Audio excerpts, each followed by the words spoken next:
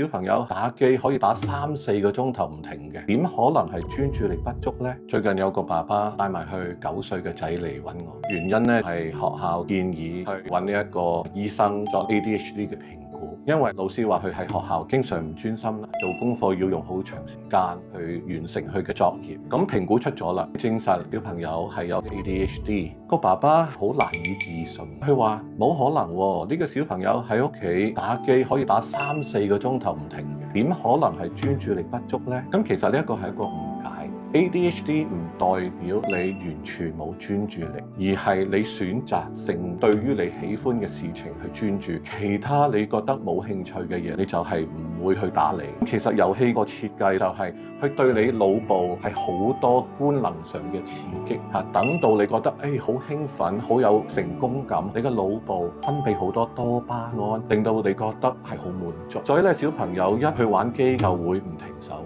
而對其他嘅事物係不感興趣。所以當我哋喺日常環境裏邊，如果有其他嘅事情令到佢提高興趣，其實係對佢好大嘅幫助。所以如果喺家長能夠及早知道小朋友嘅需要，點樣係對症下藥，咁小朋友係越早得到幫助。我係 Anders， 我係 ARE 嘅心理治療師。我哋療癒係從理解開始，我哋一齊更加去認識多啲心理學上邊嘅事情。